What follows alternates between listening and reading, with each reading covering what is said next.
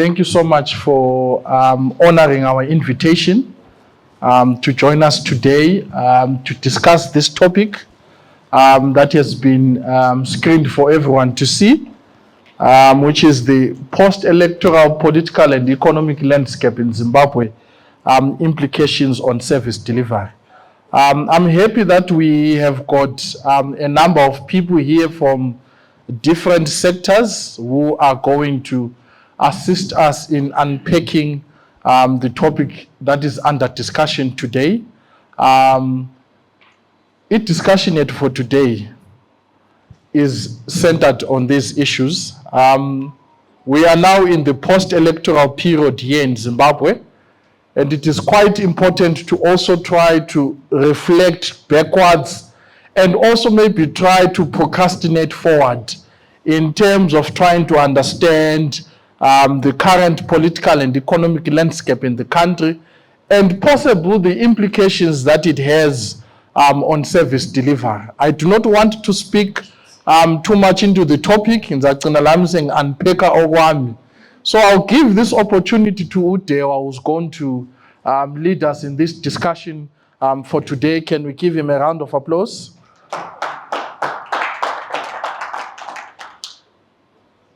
I don't know if you, let me move the podium.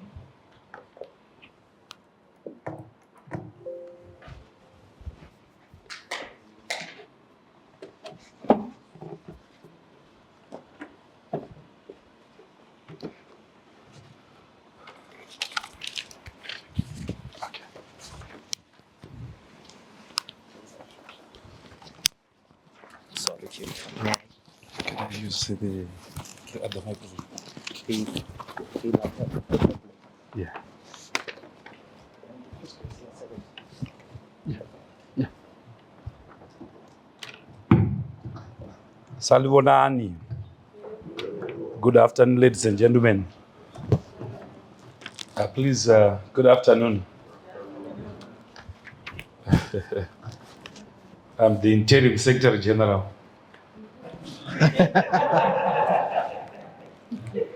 So please pay attention. If you don't pay attention, then you may find your name. Okay. It is my honor and pleasure to speak about this topic.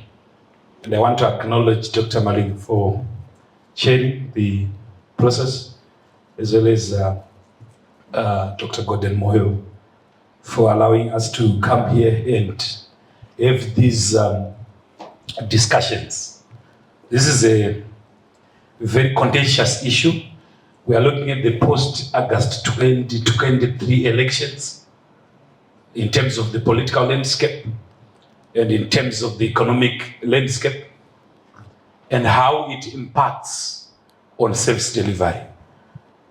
So in terms of the layout of my presentation, those are the 5 aspects that we're going to look at. Well, let's start with the political landscape after the elections. The results of the elections showed that ZANU-PF assumed control, 95% of RDCs, the rural vote. And then we also talk of CCC taking control of about 90% of the urban local authorities. These are key aspects that we need to look at as we discuss the post-election period. We also refer to the election observer mission reports, the SADC report, the EU report, the AU report. We start from the reports, which then shaped the political environment after the elections. I think we're quite aware of the SADC report, the preliminary one and the final one. We're also quite aware of the EU report, which came about 2-3 weeks ago. as well as the AU report. In terms of how they perceived the electoral process, the AU had mixed propositions in terms of their reporting. While the SADC report, as you are aware, noted with concern that our elections were conducted in an environment that failed to meet certain standards agreed by SADC countries, which then pushed the Zimbabwean political landscape into regional disputations and diplomatic offensives on the SADC report. The EU report listed quite a number of aspects which showed that the elections were not conducted in a credible manner. The AU report also highlighted some aspects, but of course it did not go to the leftist side, as was the SADC and the EU report. These reports threw us into a political environment in which one of the Chapter 12 institutions, ZEC, credibility and independence was questioned. Number one. Number two, it led us to CCC or CCC's contestation of the elections. They disputed the election process and disputed the election results. That was 2 weeks after the elections. These were the narratives within the political discourse, with CC throwing its personnel for a diplomatic offensive in the SADC region and outside SADC region to try to communicate to the international community on the irregularities of the elections. Now, as we come back now, besides the SADC offensive and the regional offensiveness of the two political parties, you find that immediately after the results, there were disgruntlements, not only from the victors, but from those that were also losers. Start with the victors. The phenomena of the elections showed that the local authorities candidates and the members of parliament candidates in a constituency would score more than the president. That is on the side of ZANU-PF, giving birth to internal disgruntlements. To buttress the disgruntlement, you recall that 2 weeks after the elections, all the parliamentary candidates who had been allocated vehicles were told to return the vehicles. And the response within ZANU-PF was that Takaji Watose, we all lost the elections.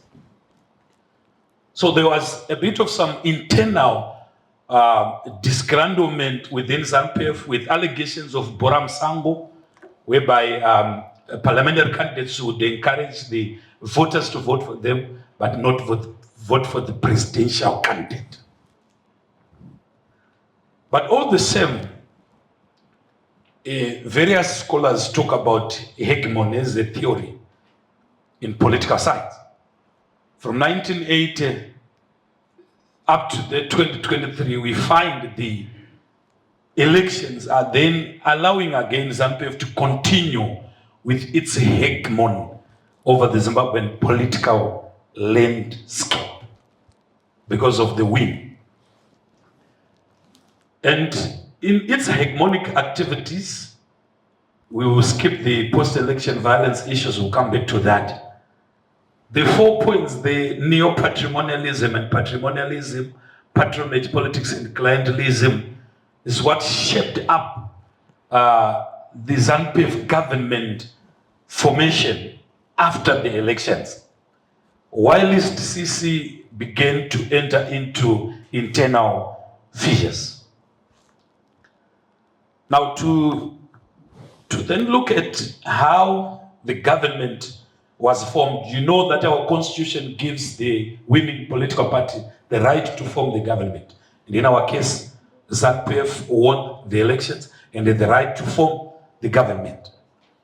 And government is made up of quite a number of structures, but let's go to the cabinet and the ministerial allocations. There are issues that Professor Masipula Stole talked about in his book of Struggle Within the Struggle, dating back to the Darere Chimburenga time, where there was internal conflict within ZANU-PF along tribal lines. And so there were also allegations of regionalism and tribalism on the allocation of ministerial posts. With the famous statement that in Shona they say, Chunundechedu. Those who were claiming Chuno are of a specific tribe. And also allegations of them now saying that it's now our time. So we're talking of the Karangas versus the Zulus within the ZANU-PF establishment. Then we also find factionalism also coming at play. If you look at the candidates that won the parliamentary seats, it showed that most of the candidates were of the Zezuru clan. And yet the winning president was of the Karanga clan. It gave us that environment, that political space of internal conflict, which may not necessarily be very evident and direct, but would be within the political space or within the party. Then you find again nepotism and clientelism and patronage based on loyalty, friendship, and familyhood being the key variables in the selection, appointment of ministers, deputy ministers, permanent secretaries, those that assumed authority are alleged to have been as a result of these political aspects: nepotism, clientelism, and patronage.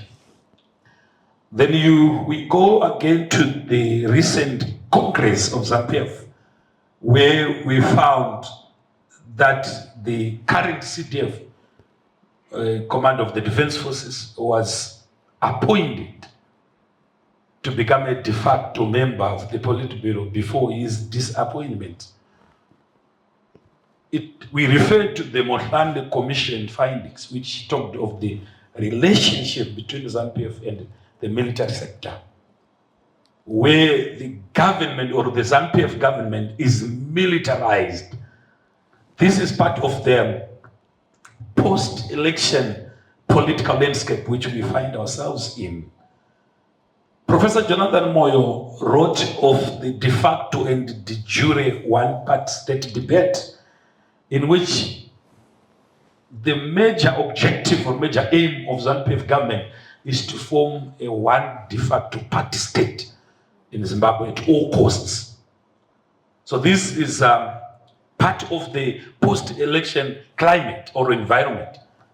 Now that's about ZANU-PF, but let's now go to the flip side, which is CCC, what was happening. In the CCC, we find again almost the very same issues that were happening in ZANU-PF to then manifest themselves in the opposition. Centralization of power, personification of the struggle, clientelism, patronage, loyalty issues. These are issues that led to what we are witnessing today as the Chabang recalls. What he is contesting is the personification of the struggle in the name of Chamisa. Is the centralization of power on Chamisa. is clientelism within the opposition political party, is patronage, is loyalty issues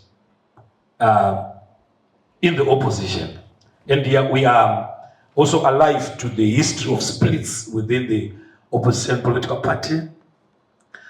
And scholars of political science will highlight that there is constitutionalism and democracy deficits in CCC leading to recalls and court losses. So these are the issues that are dominating the political landscape. The recalls by Chabangu has led to the legal battles in the courts, which is synonymous with all post-election scenarios in Zimbabwe. And we skipped the issue of violence and abductions earlier, but let's now talk about it as part of the post-election developments.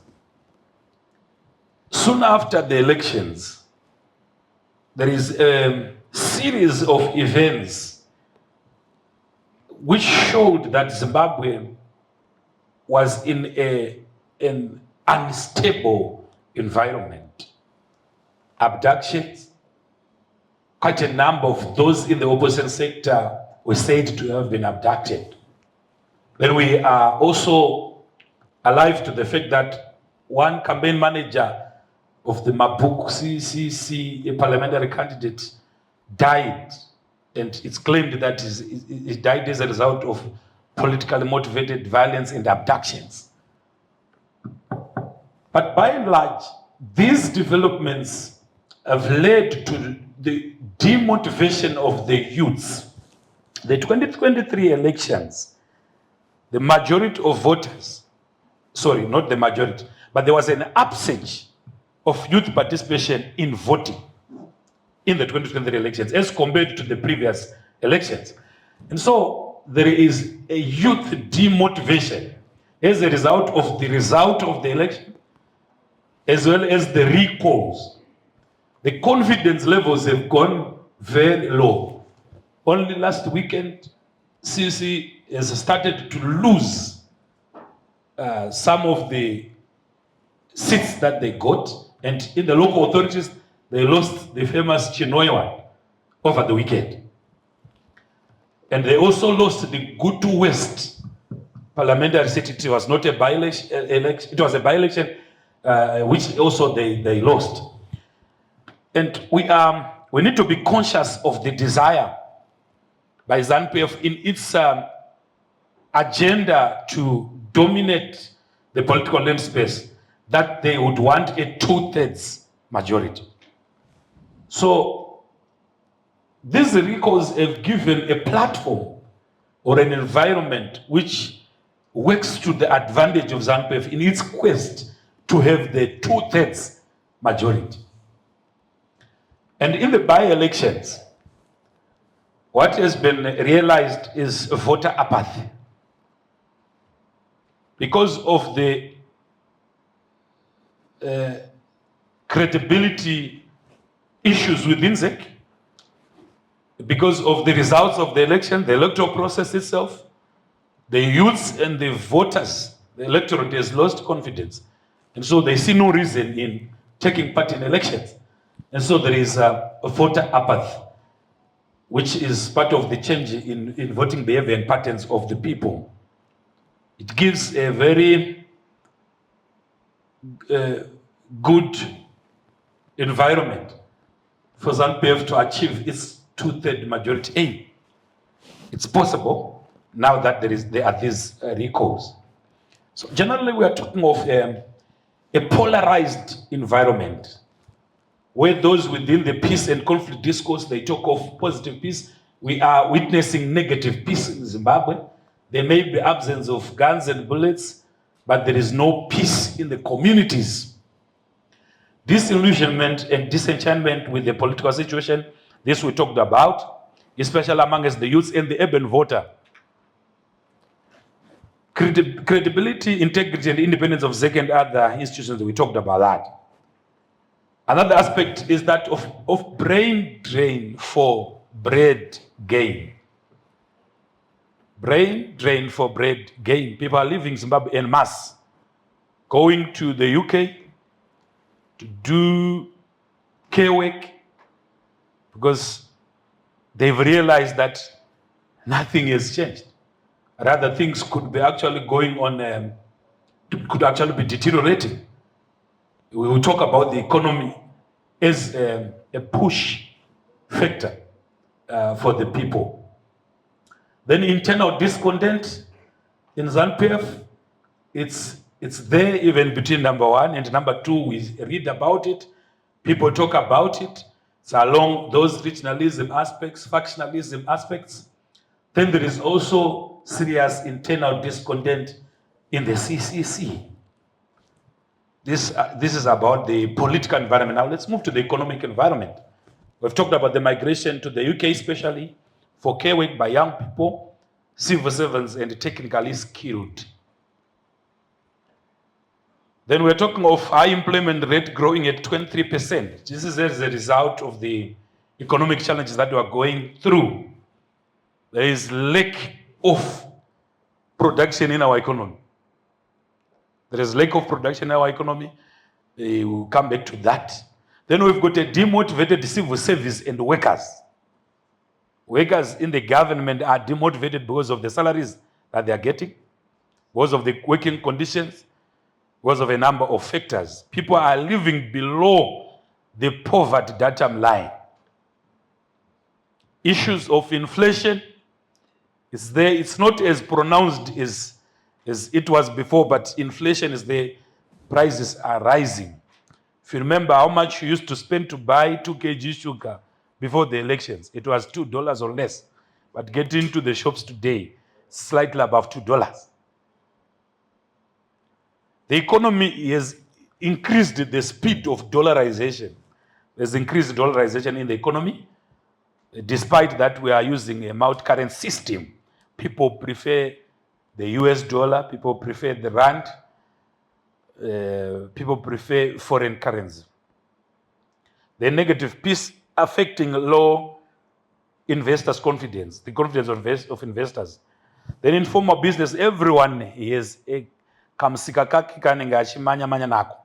In formal business, even by government civil servants,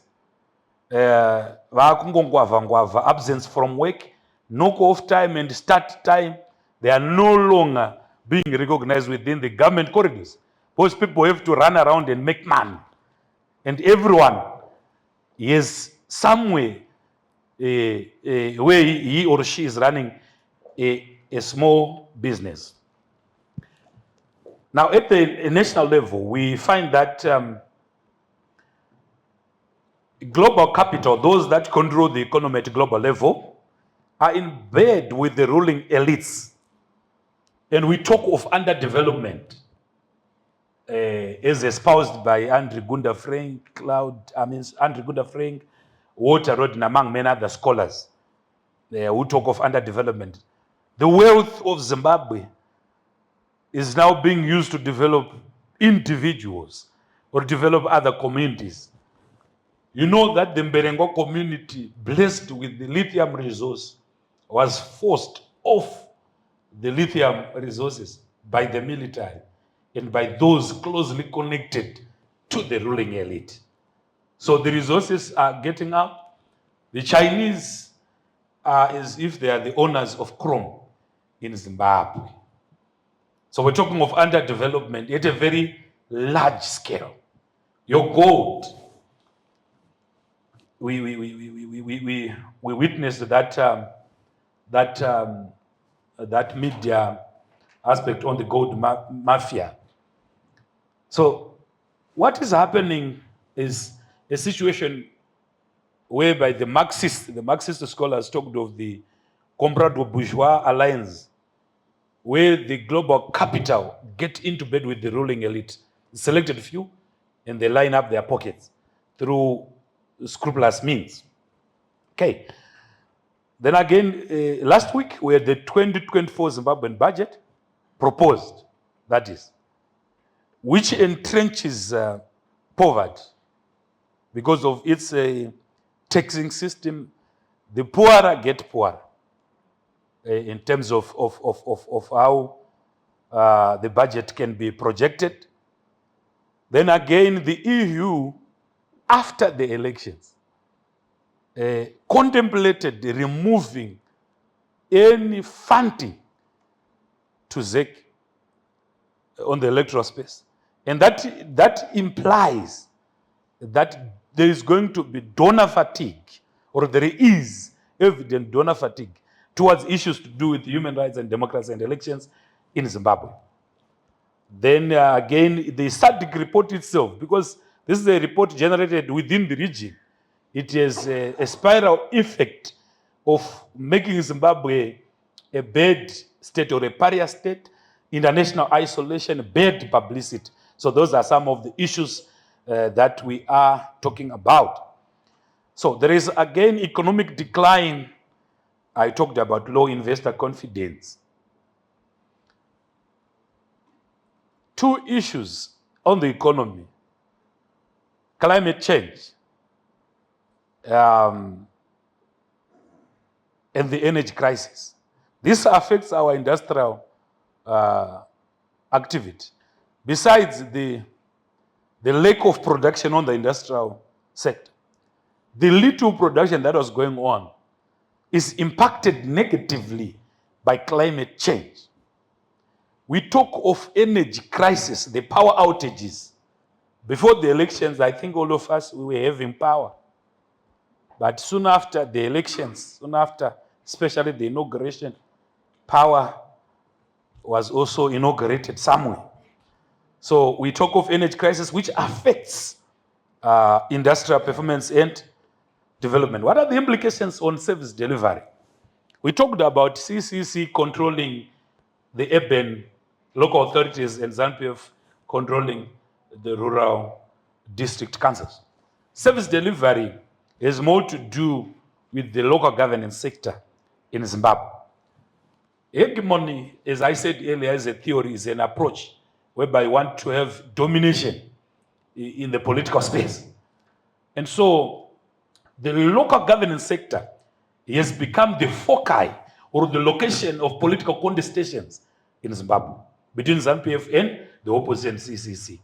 So you find that the recalls have not just been along what has been said by the interim Secretary General, Comrade Chava. But it is also affecting service delivery because councillors are being recalled, members of parliament are being recalled.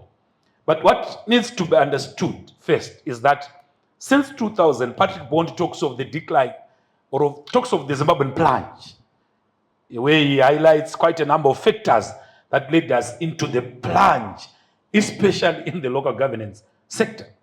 So there is a decline in service delivery by almost all local authorities.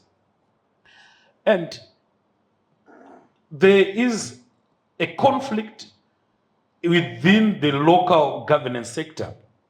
In the local governance sector, we've got the government, central government, and then we are supposed to have the provincial government, then we have got the local government. And we also have got the councillors, management, workers, residents, and businesses. Because of the political environment and contestation around local governance, there is bound to be conflict within the local authorities. What do I mean? Because CCC assumed 90% of the urban local authorities, the government may or may not deliberately fund service provision aspects in order to discredit the opposition as not deserving of this power to govern in local authorities. Because also of the economic challenges, we've got the ballooning ratepayers' debt. As of today, Harare City Council is owed 486 billion. Bulawayo City Council is owed 218 billion by government and the ratepayers who have failed to pay for service delivery. So we've got challenges around water, around service provision, around health issues, in the local authorities as a result of political conflict and economic deterioration. We also have got largely very youthful councillors. It's fine. We also have a challenge of corruption, abuse, misappropriation, tender gates, and T&S gates. Last week, I think you read of the Harare City Council and the mayor going to Nyanga, where they got quite a substantial amount of money through T&S at the expense of service delivery. Sometimes we need to understand those that are in the local government sector as councillors. When they are very youthful and young, and there is generally an economy that is not performing well, and there is T&S, surely they need to make the most of the opportunity. So you find them also taking part into organized corruption in local authorities. Right? This is corruption at local authorities level, which then impacts service delivery negatively. Then there is also corruption that is going to come through devolution funds. On this one, we will attach the word tender gates. This is when you are going to be told that there's going to be a dam construction in Bulawayo. The Bulawayo City Council will be told who is going to supply what. They're just supposed to transfer money.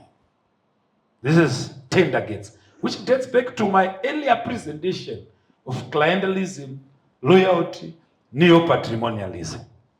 Central government interference in devolution, then those challenges, water insecurity, energy crisis, health insecurity. We're talking of cholera, dysentery, COVID. These are some of the issues that are affecting our local authorities and service delivery. We also talk of deepening and widening climate vulnerability of cities, where there is water, energy, food resources depletion. We also talk of ruralization of the urban areas. Ruralization of the urban areas. No more light, wells at your backyard, cows and donkeys in town. You go and fetch for firewood. Typical rural life. It's now in town. That's the ruralization of the urban area. Then we also talk of this critical element, urbanization without development. It's when people are flocking into the cities, but there's no development. The resources in Bulawayo are no longer able to contain and to cater for the population. We talk of sustainability challenges. I know Dr. Malinga would want to talk of three things under sustainability: the local economy, the environment, and the people. They are suffering as a result of the political and economic environment.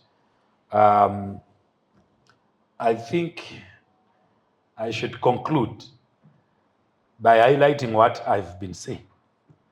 There is distrust in the political process in Zimbabwe that has been born as a result of the 2023 elections. A lot of people had higher expectations. What came out did not go down with them.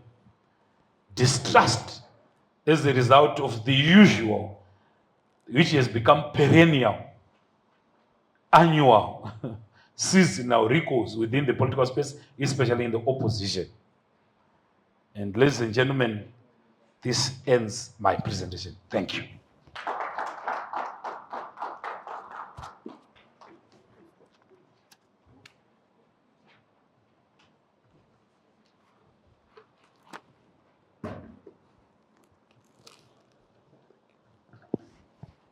Can we give Mr. Diwa another round of applause? Ukana wala energy la. Presentation eminhle so i-clapping yakhona ibe phansi kanjalo. Can we give him a round of applause? Thank you so much for that insightful presentation. I think you really touched, especially in terms of some of the issues that we are seeing within our environment, within our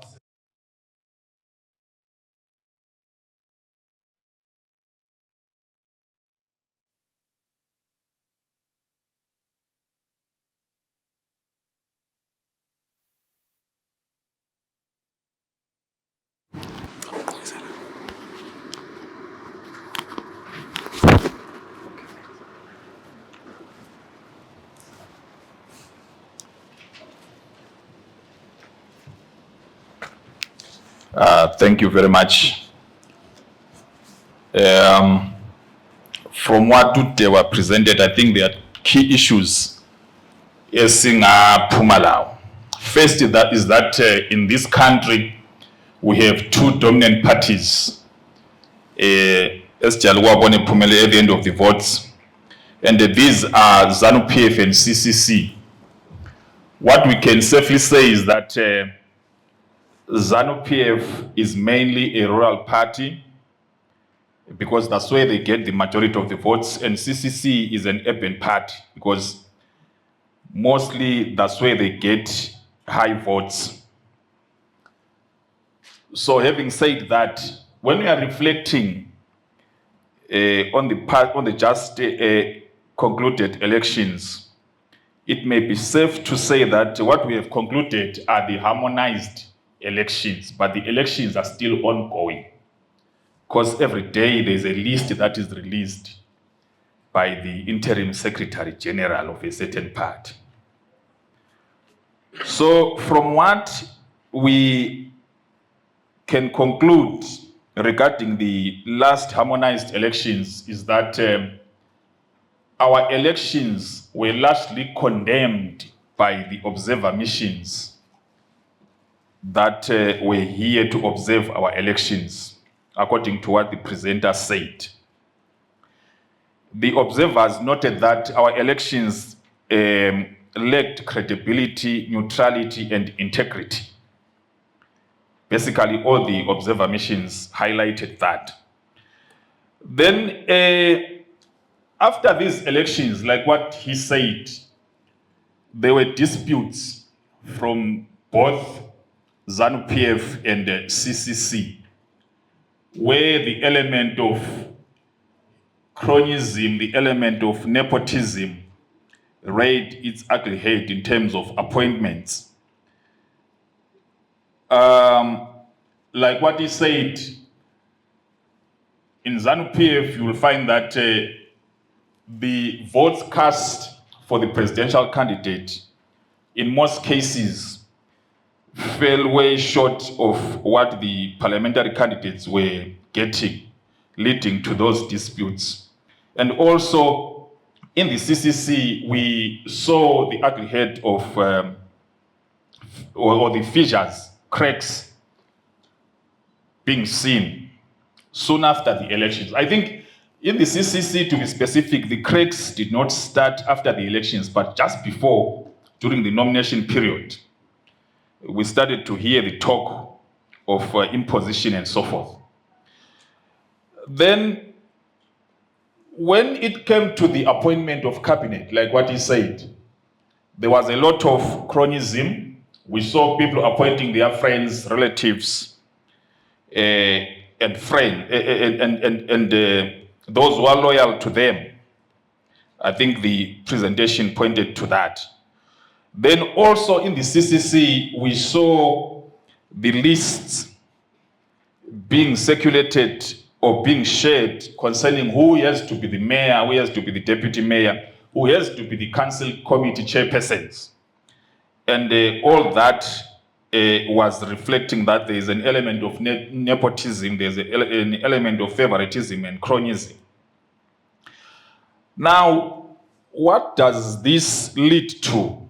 Whenever friends, crones, or friends, relatives are appointed into leadership, at times it becomes very difficult for those people to think outside the box, for those people to carry the wishes and what the residents will be wishing to happen, since they will be reporting to the person who directly appointed them, not because they've got the capacity or the ability, but because they are simply close to that particular individual. So that's what the presentation was simply trying to highlight. Then, because of the recalls that we have been witnessing, we are likely to have a paradigm shift in terms of parliamentary representations. This parliament was sort of balanced in the sense that no party had the 2/3 majority. But because of the recalls, we are likely to have the Ngena Nyovane strategy happening in parliament, mainly because when people are recalled, what may happen because of the election fatigue, we are likely not to get the same results that were obtained during the harmonized elections. So the same strategy that was applied by the opposition for them ukungena Nyovane is likely to benefit ZANU-PF isingena Nyovane. Legal wrangles, voter apathy, and paradigm shift in election results are being witnessed during these by-elections. Like he highlighted that in Chinhoyi, previously the CCC had won that seat, but now ZANU-PF has won the seat. So it's likely to be the trend going forward. And depending on the court outcomes, which are still pending, we are likely to have an element of some candidates being expunged from the ballot papers. And if that happens, then definitely there will be a paradigm shift in terms of results. So these legal wrangles or legal disputes are likely to affect the outcome that was there regarding the 23rd August elections. Now, the presentation also highlighted that because of the fatigue that is now taking place and the outcome of the results that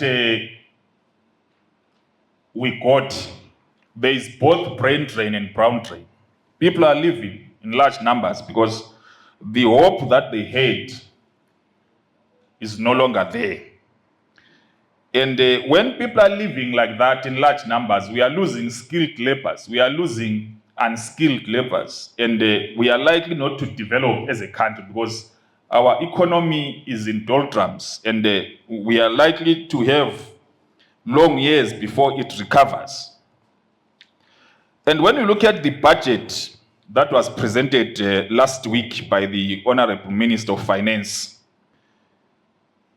the high rates or the high taxes that were pronounced are equivalent to ukuta umbango wavele ongelazivoya, because the very same people who are not employed, the very same people who are hustling, are the ones who are supposed to fund the state in terms of paying high taxes in the form of toll gates, in the form of property taxes and others.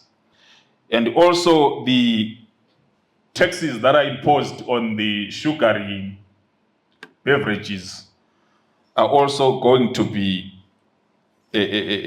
on the shoulders of abantu abadubekayo. So that becomes, and because of that, you will find that even in government departments, the salaries are likely to be eroded. As we all know that what used to be COVID-19 is now the salary, and once it becomes a salary, it's going to be eroded, it's going to be taxed, and then that income will be reduced. And because of that, in Zimbabwe, it's now common knowledge because that individual will be trying to hustle in order to get an extra income. And because of that, its service delivery is compromised. If you go to government departments, in most cases, you'll find that you won't be safe. You won't get that service that you are requiring because people are hustling. Some of them are selling bananas. Some of them are selling whatever they are selling during isikhathi somsebenzi, because whatever they are getting is not enough. And they are paying these taxes that were announced. And because of the disputes in terms of the outcome of the elections, direct investment is likely to be very low, and there's low investor confidence, suppressing economic growth because of these disputes that we are having on a daily basis in terms of recalls, in terms of our election not being endorsed by the observer missions. And also, the recalls that are taking place have mainly affected local authorities leading to a decline in service delivery. Because if you are a councillor and you don't know the fate of your future on the following day, it becomes very difficult to boldly defend whatever you think may be right. And at the same time, you are likely to have two masters and you won't be able to know who to serve sincerely. As we speak at this, all the councillors have two masters in Zimbabwe. It's either you are serving Chabango or you are serving your president, that is Nelson Chamisa. And that becomes a very big challenge. I know there are groups that have been created. The other ones are created by the Chabango faction. The other ones are created by the Chamisa faction. And you have to be loyal to both of them. And that affects even debates in council. That affects even the passing of resolutions or the formulation of policies, because you have to argue bearing in mind who your boss is, and at the same time knowing that we have got two bosses. Now, we have seen that service delivery continue to affect most cities. Why? Because like I said before, urban areas are largely controlled by the opposition, and rural areas are largely controlled by the ruling party. And because of that, definitely there will be some sort of challenges when it comes to support from the central government, which is supposed to go to this, to local authorities. Because these local authorities, especially in urban areas, are not controlled by the ruling party. And we, the urbanites, are likely to suffer because of that, because most of the services that are supposed to be funded by the central government are likely to be channeled, or they are likely to be diverted. The services are likely to be diverted, or the funding is likely to be diverted to the rural areas where the ruling party has the majority. And even if we get it devolution fund, we have seen from the previous years that mostly it will be having a text and a directive to say where it's supposed to go. And also because there are no clear boundaries between the local authorities and the provincial authority or the provincial governments, then it becomes very difficult, because the local authority, the opposition will be having the majority in terms of numbers, but they don't have the financial muscle that is coming from central government, which is controlled by the provincial government.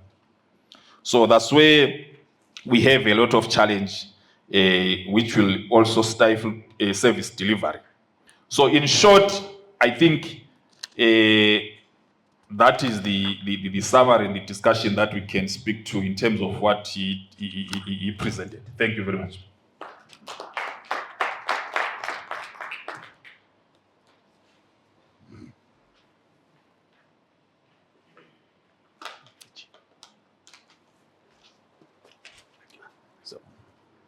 Thank you so much, Mr. Dube, for the reflections and comments on the presentation.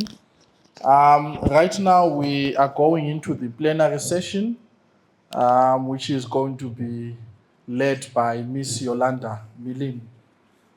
So please, as we prepare to comment, give our comments and also our observations and also the questions that we might probably have, can we please kindly keep them short? Let a question be a question, let a comment be a comment. Thank you. Thank you so much, Dr. Malinga.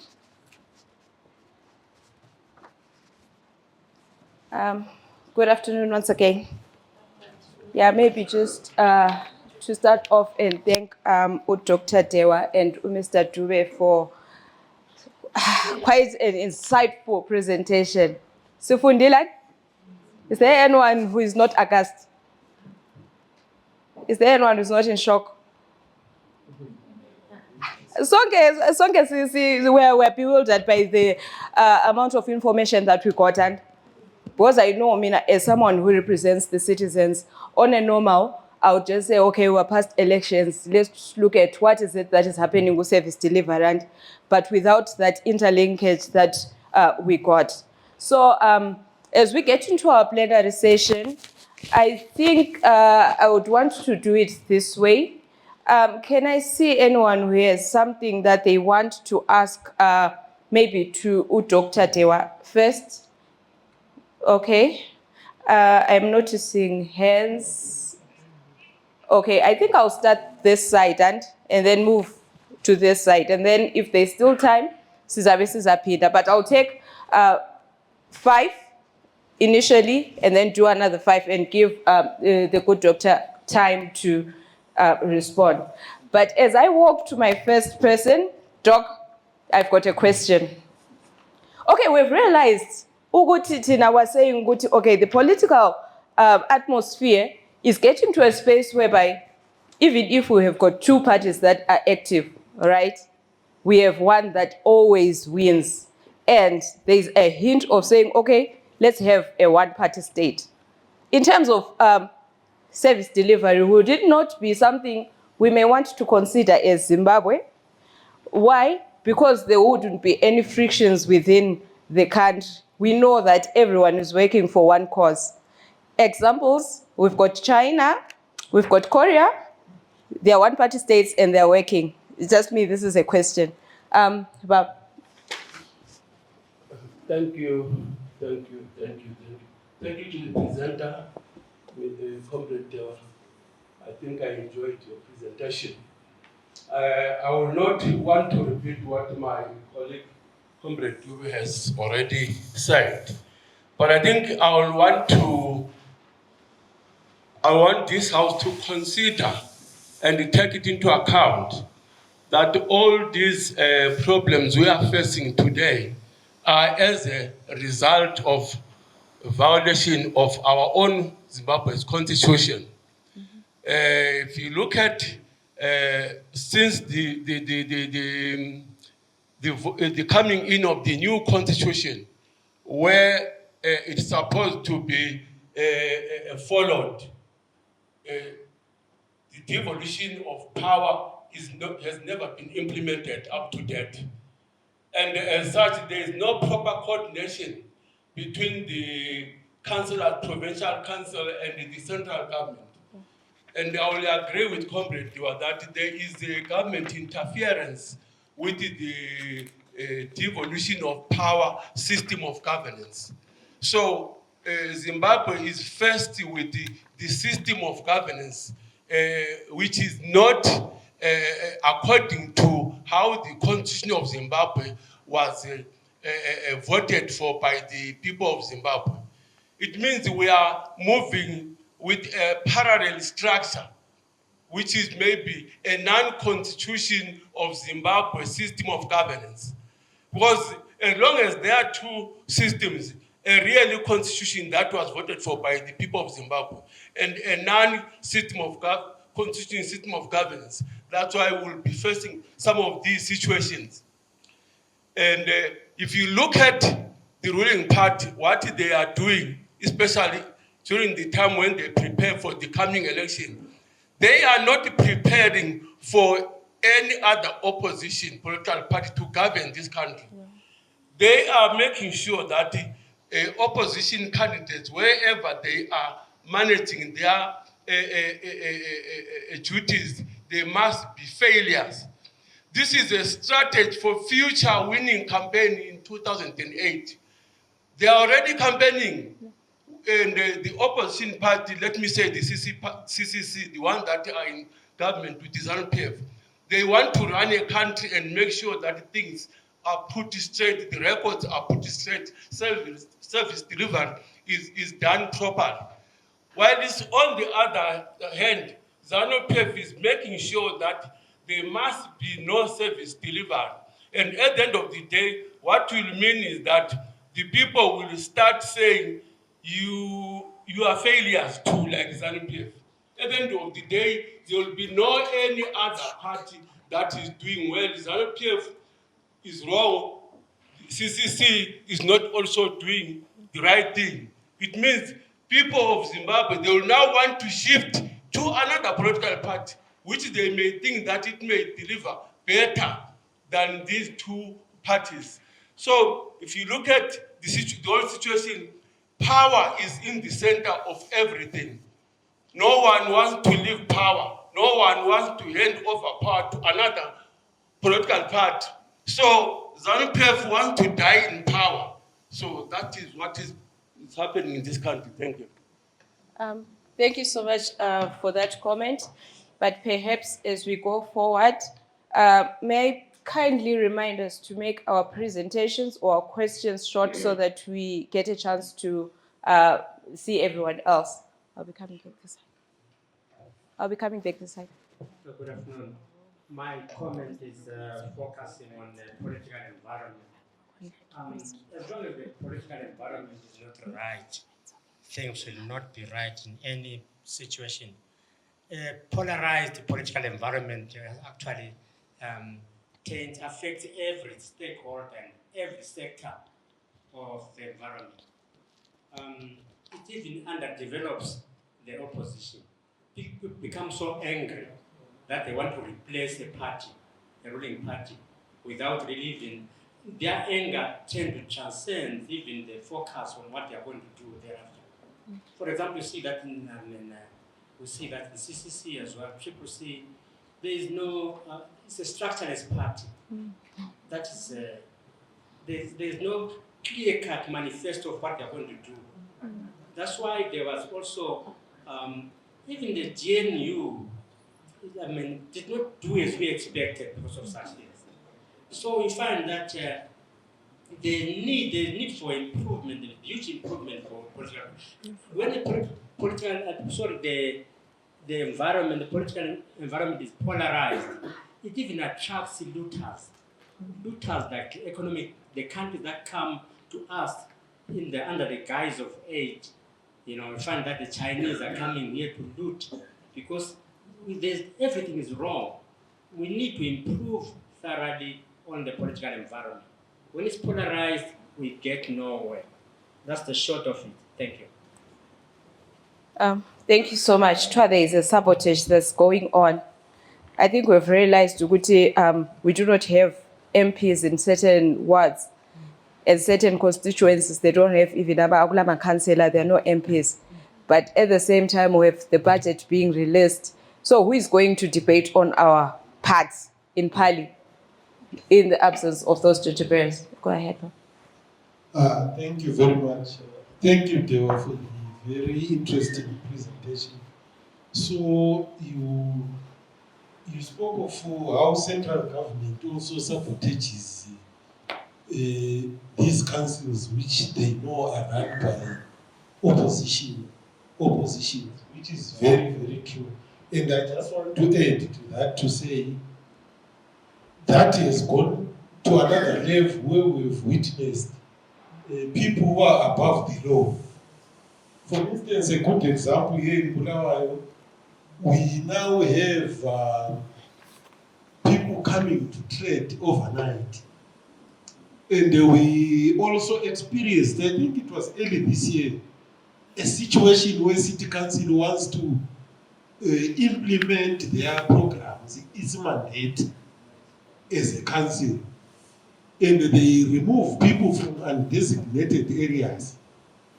And a certain person comes out and stands there and says to the people that are in undesignated areas, go back.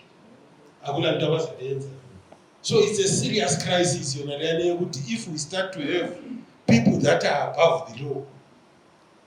So I'm sure people witnessed that. So it has, as a result, also created a lot of disorder in the city. Go down, go in the street and see the amount of disorder that is there. We are also seeing even so as we talk, they park anyway. A center. So those people are riding on the power as ZANU-PF, Katesi pano mtu ya kudlalira afu ungabikwazi ukuthi CIO or what ekudlaleni irafu nje egcekeni khona eThaba. So that's another serious crisis. I don't know research yakho ukuthi didn't you maybe pick some of those things. I'm talking about these things as a resident. Born location walapha koBulawayo. Thank you.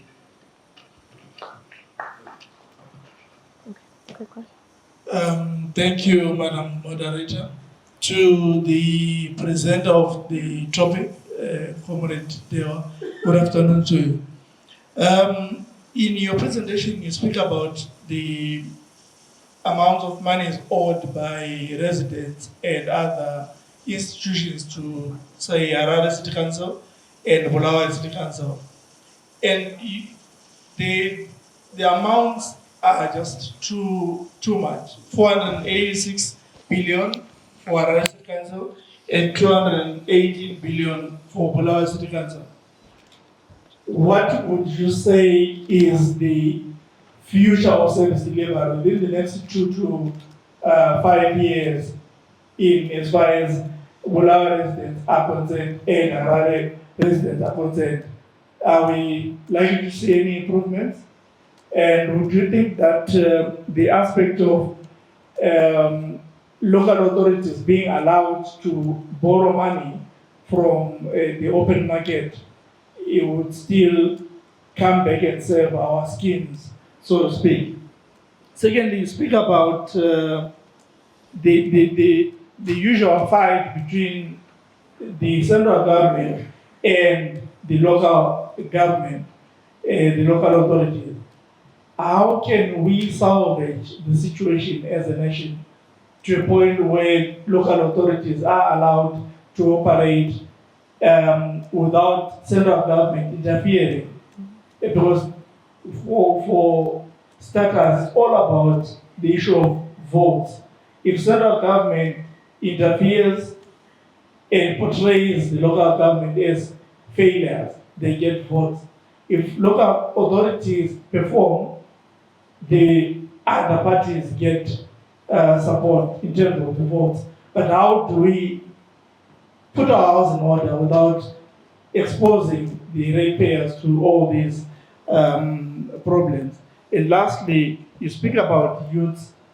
Is there a clawback that we can have so that we have our youth coming back to participate in our elections in the electoral sphere as you had opined that there have been an improvement, so to speak? Thank you.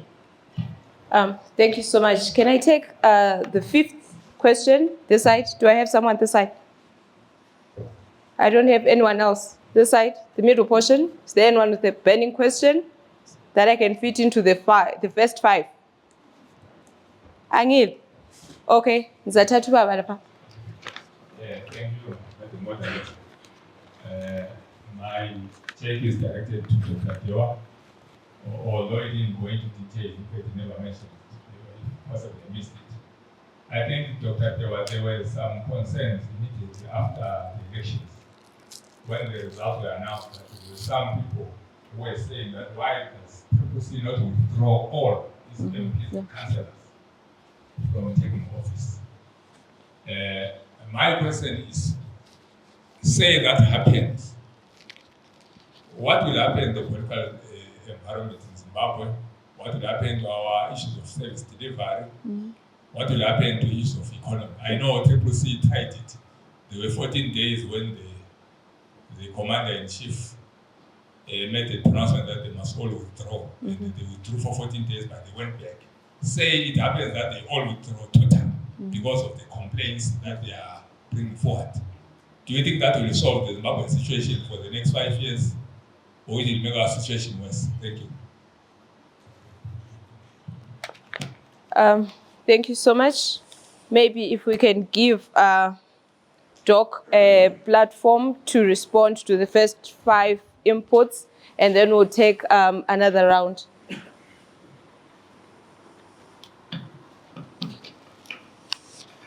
Okay, thank you. Just to express something here. Let me put a disclaimer. I'm not yet to talk. I'm in the process. Okay, thank you. I'll be there, I think, soon. All right, thank you. Right. Well, I think there are brilliant minds in this place. Let's all come to the party and address the issues that are being exchanged. All the comments, I think they are taken on board. Thank you. The first one was on the one-party state, which the facilitator presented. And you exemplified China. I liked it so much. Well, in China, they are disciplined. Yeah. The Asian tigers were disciplined. But here in Zimbabwe, we don't have economic and political discipline. Right? We can talk of accountable governance under these Asian tigers. They developed under a dictatorship, but there was accountability. But coming back to Zimbabwe and then say, let's leave it to one-party state, then that's a recipe for disaster. Because what obtains in our political system, like I said earlier, it's all about capitalist motives, profit making, externalization of money. These are issues that dominate our political space. Looting. I'm happy someone talked about looting. These are issues that are happening in our economy. And this cuts across both the ruling party and the opposition. History has it, audits that have been done have it, that even opposition councillors have also been found on the wrong side of corruption. So it's not just something that is within the ZANU-PF DNA. It's all across the political divide. So as people enter the corridors of council, they also have an appetite to make as much money as possible at the expense of service delivery. So to say that we want a one de facto party and give it all the go on our local authorities would be a dangerous route to take. Besides, politics has matured. We talk of democracy. We talk of people having an input, people deciding for themselves. So I think what probably we would need to have is a matured democracy, a matured Zimbabwean democracy, or a matured African democracy informed by our own African philosophies of Ubuntu. You are because I am. There won't be looting. There will be responsibility. There will be ownership. And there will be sustainability. So those are this is my response to the first one. Then the second one, yes, we are discussing and saying that ZANU-PF and CCC are the dominant, but they are not the only political parties in Zimbabwe. Zimbabwe is a multi-party democracy, but we are saying these ones are the dominant ones. Then the issue of debts, yes, indeed, it's been ballooning in the local authorities. I just took Harare and Bulawayo. In Gweru, they were talking of over 100 million, right, in terms of debts by ratepayers. There are many factors here. The level of poverty is not as is calculated by the Central Statistical Department. Yeah. The government has its own statistics. Yeah. To an extent that the recent budget says that if someone gets, is it $20, you are above the poverty line. Sure, what can you do with $20? An average household of 4. Can it survive on $20 per month? No. Right? So we are saying that livelihoods have gone down. The informal economy is going down. And so people are not able, they cannot afford to pay for the rents. That's number one. Then number two, the local authorities themselves are not able to offer the services, which leads us to the hen and the egg debate. Which one goes first? Previously, people would pay money to the Bulawayo City Council for the next 6 months. But who can afford to pay now? It's because of the level of poverty and economic decadence that is prevalent in our economy. Then the issue of withdrawal, total withdrawal. Yeah, it would be as good as donating to ZANU-PF to continue. But nevertheless, even if you don't donate, still ZANU-PF is taking through the recalls. They will achieve what they want to achieve. So we have got a very toxic political economy or a political system which needs to be improved. Let's go to South Africa, our neighbor. How do they run their politics? It's unfortunate that Zimbabwe, I think, is it Zobo who said if ZANU-PF puts a baboon as a candidate, he will win because people will vote for that baboon. Our politics has not matured to look at meritocracy, but we look at the color of the political party, which has affected service delivery. Our politics has not matured because issues now of loyalty to Chamisa, loyalty to the President Iti are coming into play. Issues of meritocracy are not there. That's why we talked of the friends, comrades, getting all the key offices. So these are some of the issues that we are witnessing in our political system.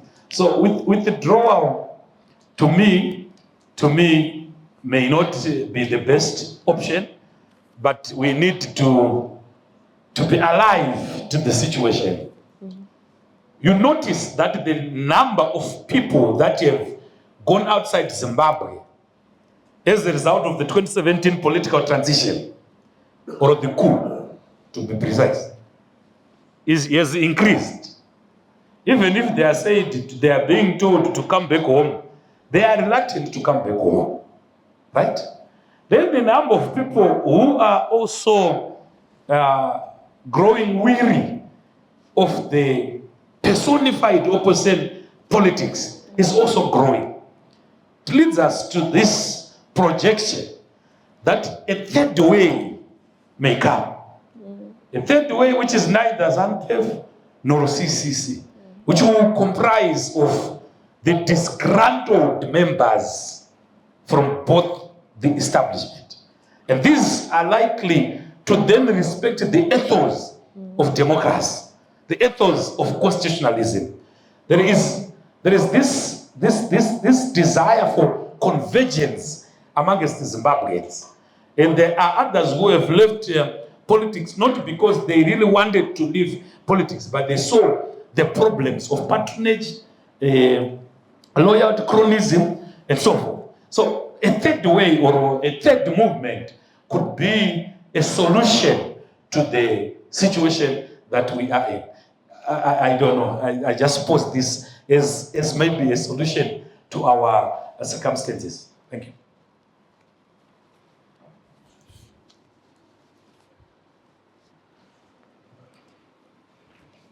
Thank you so much. Maybe if we can move on with our plenary. Is there anyone else who has a pending submission that they want to make? Okay. Let me start this side. Did I see a hand? Yes. I'll come back this side. So as the doc was speaking, I am going to continue calling you doc because it's in the making. I was thinking to myself, is it not also a situation whereby we had people voting on the basis of the party name just because they want to get rid of party X? But now, because we've realized that after the elections, that party X that they wanted to get rid of was doing what is called an abuse of electoral integrity. We had people buying votes and boreholes were removed, but because we're talking of service delivery, that's an issue of water. So now that they've realized, okay, that person took away their boreholes, we might just as well vote them in again. I don't know. Please. Thank you very much for this opportunity. I would like to applaud Mr. Dewa for his beautiful contribution there. The aspects were coming out very clearly, and he removed his emotions from the presentation, and he was just discussing issues with clarity. I would have loved, though, to see the social aspects coming out clearly, because when we are informing policy, we need to make sure that we take cognizance of us as people, what is ideal for us, what we would like to see changing. So we need to bring out those social aspects which are coming out from the economic challenges that are a result of the political situation that we just witnessed as he was giving his submission. So please, let's keep the eye on the ball. The whole issue is to inform policy at the end of it. So let's bring out the social aspects clearly. Thank you so much.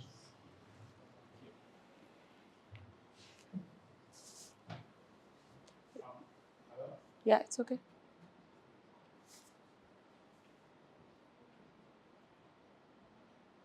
Hello, Salvador, Okulmayo, Spato. I just want to, speak on the issue of the rich houses tax. I think there has been a systematic and concerted effort, like what Ubabu Undlovu said here, where the ruling elite, because they want to stay in power, they will do anything in their power to make sure that those in the opposition, whatever pockets of electoral space that they would have occupied after the elections, they make sure that they don't then increase, their influence through coming up with systematic ways of making sure that they don't deliver service. The issue of the rich houses tax.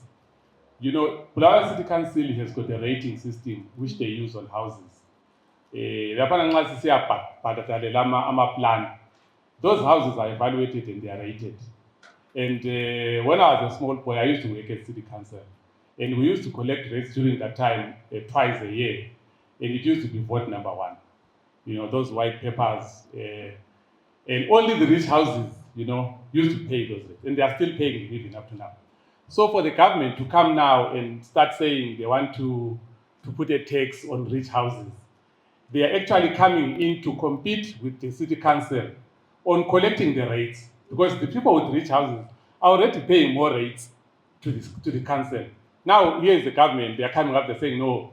It's as if they are either they don't know that rich houses pay more rates than the poor houses, or they are deliberately making sure that it becomes difficult for councils to collect rates. Then on the other issue, there is the issue of devolution of power, which was also spoken by Wabundlo. I think as people of Matebeleland, and as Zimbabweans in general, especially when it comes to service delivery, we are letting go of an opportunity for us to combine our efforts and fight for service delivery. And why did we put devolution of power in the Constitution? It's because we had seen that when things are centralized in government, it takes them time to get down to the grassroots. So I think it is time for us now to make our efforts together and speak to those who claim to represent us, if they really represent us, because it's been since 2013, nothing has happened on devolution of power. And let's put our houses together and come together and have platforms like this, where we come up with strategy to say, how do we make sure that devolution of power is delivered to the doorstep of a house in Makokova or a road in Kulumani? How are we going to make that to happen? I think that's a challenge which we really have. And then on the last thing, on service delivery and representation, I think the tragedy with the Matebeleland in terms of representation, like when we speak on the Sengezo case, there is a tragedy that in Matebeleland, since ZAPO was kicked out of government in 1981, there has never really been a true representative of the people of Matebeleland. The people that are there purportedly representing us don't really represent us. They represent those that appoint them to come and be gatekeepers in Matebeleland. I think that's the biggest tragedy that is there. And as a people, we must do something about that, because we are also part and parcel of those processes that allow gatekeepers to come when they don't really represent us. If they really do represent us, Why have they failed to deliver devolution of power on our doorstep? Because that's what we demanded, and that's what we asked for Electoral, put in the constitution. But none of them, even up to now, are demanding that in parliament or even in councils. Thank you. Thank you so much. Do we have any more questions? Dr. Malinga, I'm actually concerned because I think I heard in the presentation that there's a sort of an apathy by the youth, on the part of the youth in participation. And I'm seeing a couple of youthful faces here and no one has said anything pertaining to what they're experiencing in terms of service delivery. Do you have youth centers post the elections? No one is saying anything.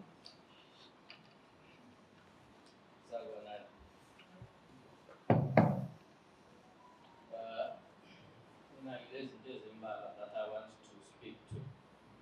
Okokuqala ukuthi i-violence esiyibonayo, be it within the political parties or across political parties in Zimbabwe, it is an ideological construct by those that want to retain power. You know, when we grew up, we were not introduced to this violent kind of elections where we target the young people or we target those that we view as weak and coalesce in groups and go and attack them.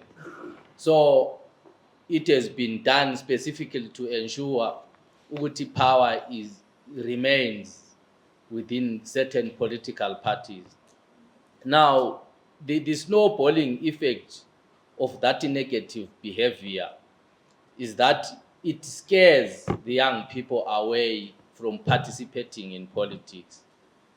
And that again becomes a strategy to keep certain political parties in power, because when you have a hugely high majority population like the youth not participating in elections, it means that those that continue to vote for party X and party Y will continue to do so.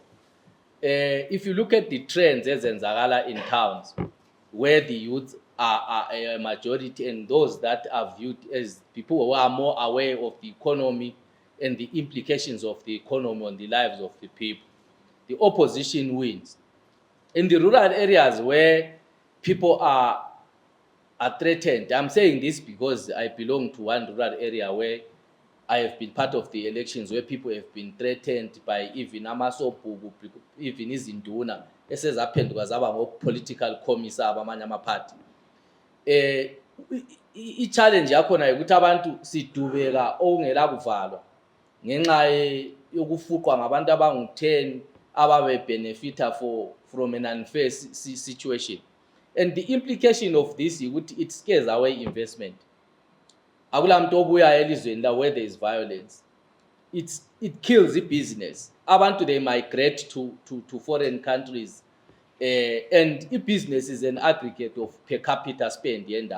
Where there is few people, investment aibuyi, because before people come and do investments in a country or in a particular area, they do statistics to see how many people are there in that locality, how much units of bread and cooking oil am I likely to sell a week and a month. So implication ye politics that is violent inkulu on the effect of impilo zabantu in terms of how it affects investment, how it affects our decisions to do with the improvement. Even when the government ngowayo khathesi ukuthi ihambela upane kithile lapha enzalwa khona mina bayenza a certain development, basibuza ukuthi kulabantu abangaki kuleyo ndawo, as if inamba yabantu yedetermine ukuthi bayadeserve iservice right kumbe wrong, you see. But if youth were allowed to participate without intimidation, they'll probably vote for party X or create another party that is pro-youth that will come and change the landscape of politics in this country. Nyabo.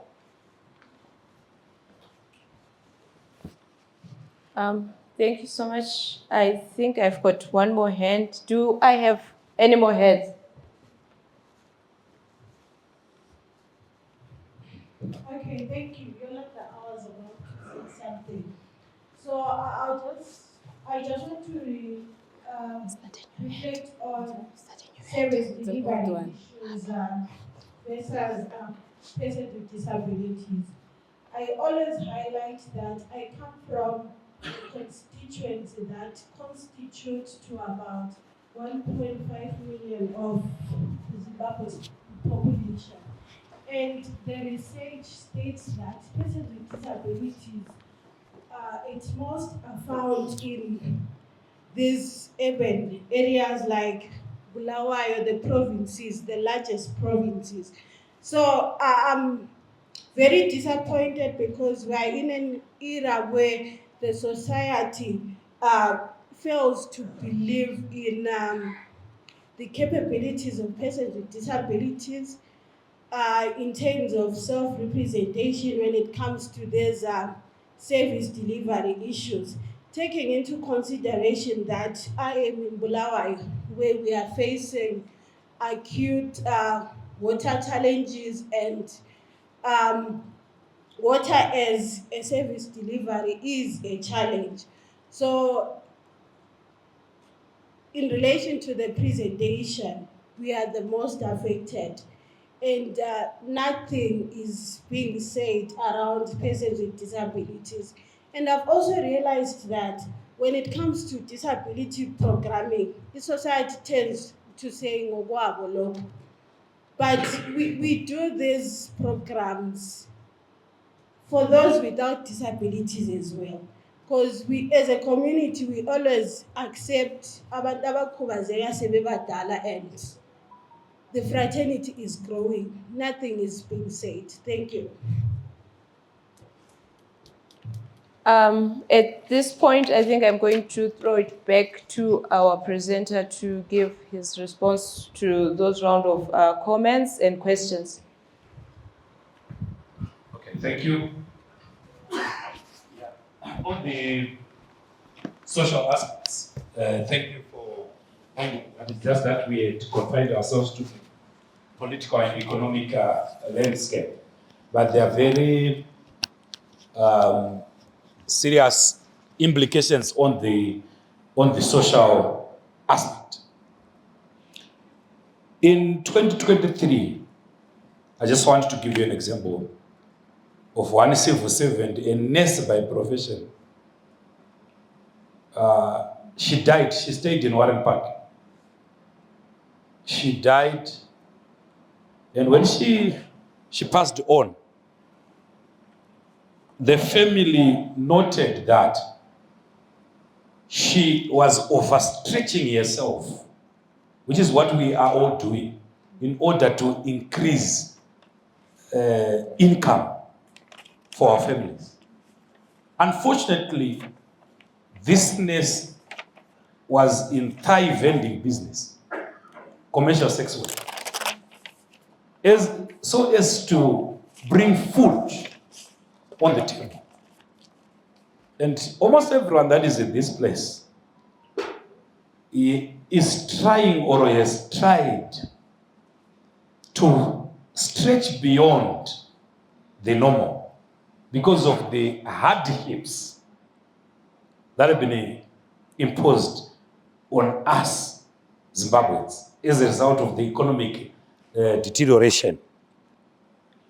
Migration, how does it affect society and the family network? We've got absent parents. The phenomena of drugs and substance abuse, these are social issues, are affecting us as a result of absent mothers and fathers.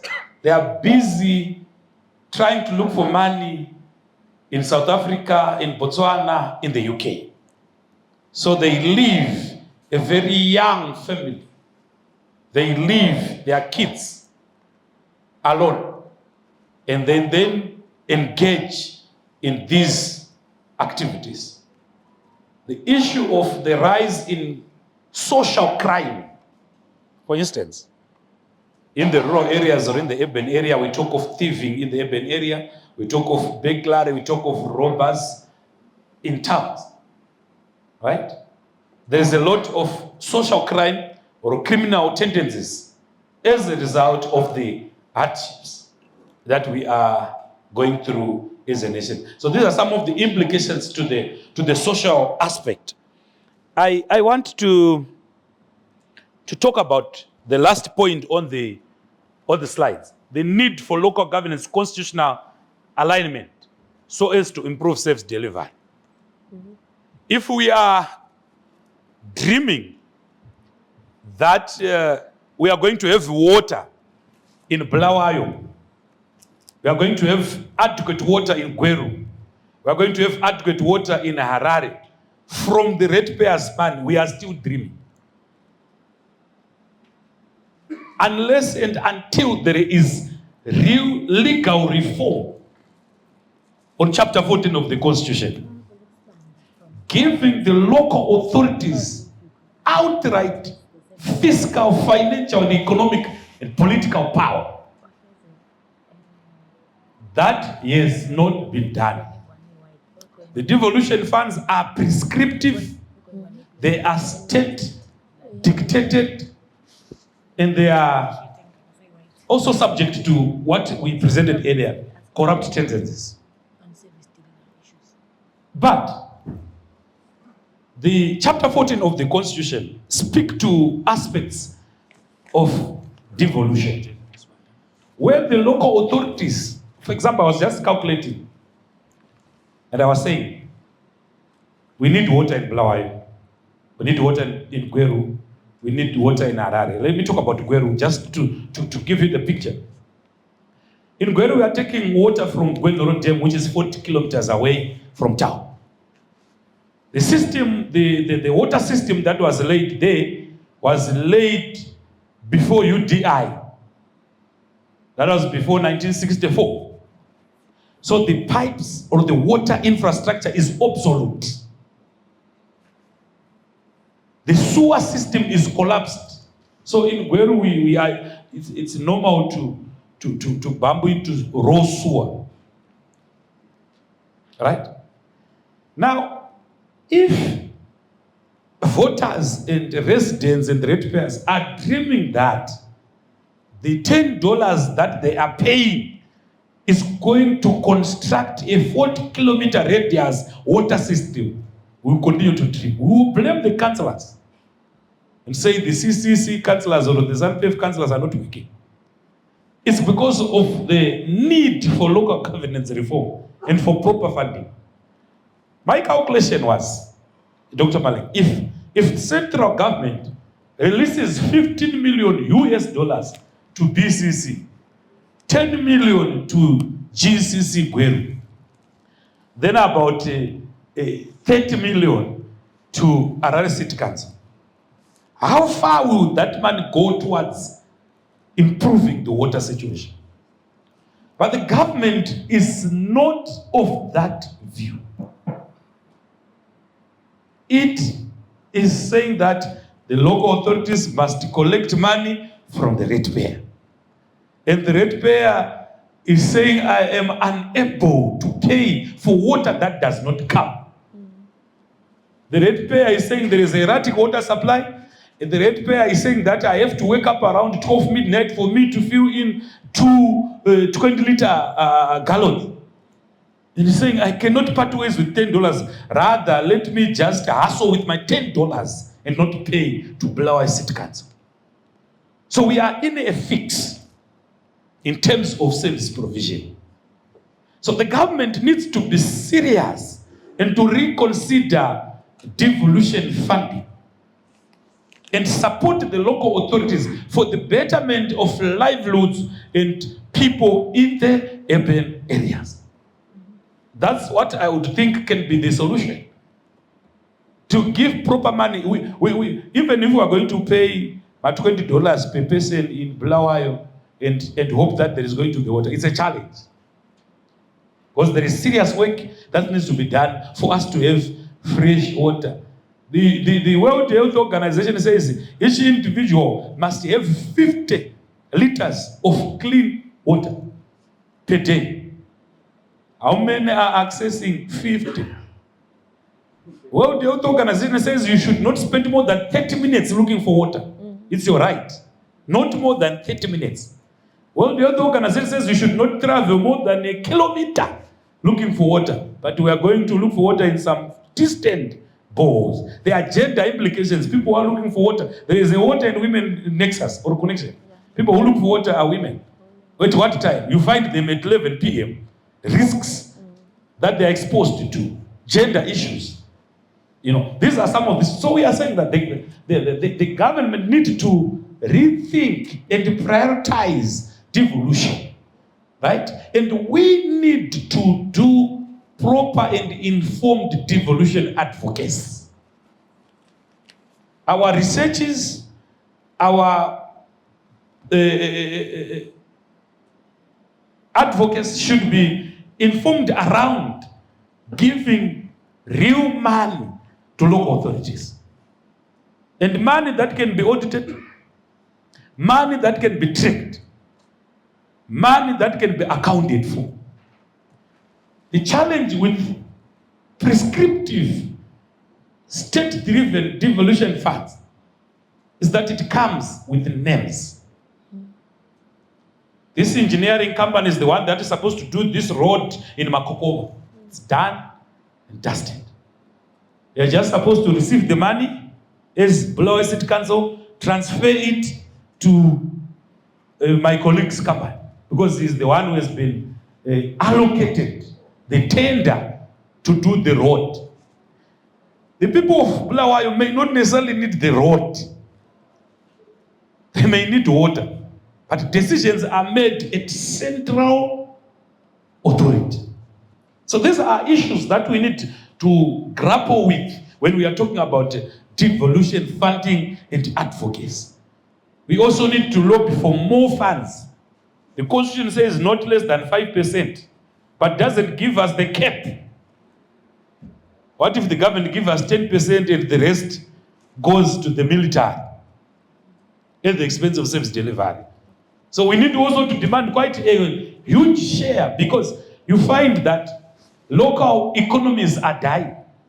Livelihoods are declining simply because there is no real money coming for local authorities. However, ladies and gentlemen, having said that, we should note that from 2017 to 2023, this government, the ZANU-PF government, has been availing money in the name of devolution.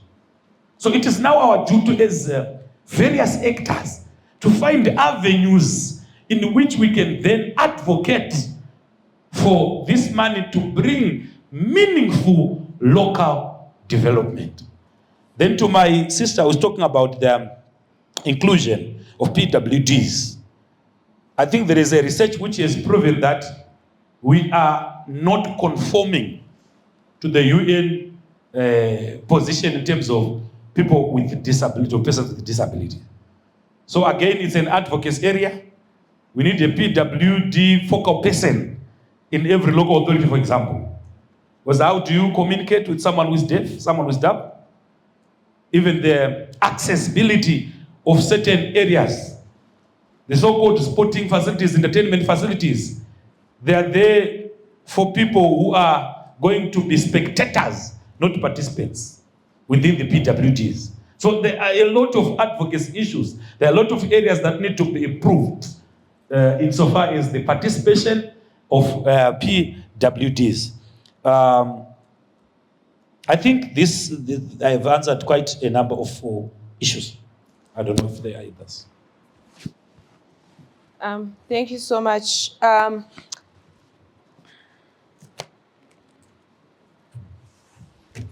So I was informed as I was sitting that whilst we're talking about local authority and public service delivery, we have someone in our midst, Mr. Justice Vanda.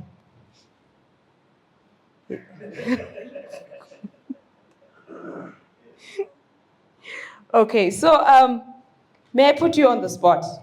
Because I think we're talking about the local authority and we've been talking a lot. There have been concerns, there have been this and that. Is there anything that you would want to say, maybe just as a point of information to say, Lapa Bedesit, we are not going to criminalize it? I'm not sure. I thought there was a cancel. during the introductions. Sorry? I think the councillor makes the policies. He is best placed than me on that one. But what I can say is that service delivery in the long run will be affected by the brain drain that we're seeing in this country. Believe you me, most of the people that are in these local authorities or so, most of them, they are getting old. The younger generation that should be coming into the systems, they are leaving the country. So at some point, there won't be any meaningful workforce that should be able to take over when the ones that are there start to retire. So with this brain drain that is happening, I'm sure, I know since the election time, more than 4 or 5 people have left outside the country. And that then presents a very big challenge in terms of service delivery and in terms of grooming future people within the local authorities. I think that one, to me, is a key issue that we need to think about. Even us who are here, who have got children that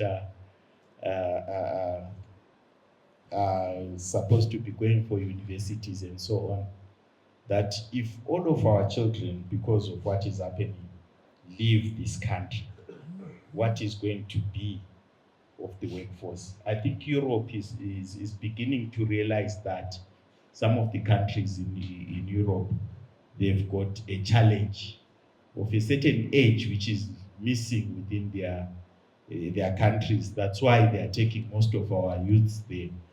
So I think we need to look at it from that angle. I think, to me, that's going to affect service delivery. It might not be apparent now, but in a few years' time, you will see that happening. Thank you. I think the councillor can answer the other issues.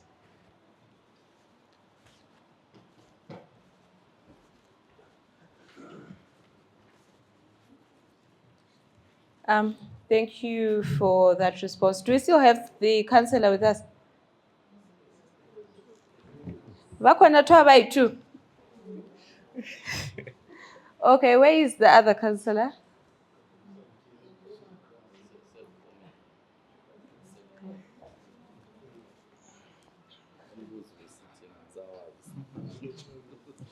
Okay, so the kind councillor is asking, what was the question again? So the question is, we've heard a lot of talk about what is happening in local authority, the good and the very bad. Okay, let me say the bad and the very bad. So what is your reaction to that as a councillor who is someone who is working within council? As City Council, we have a plethora of challenges, like Pepe has said.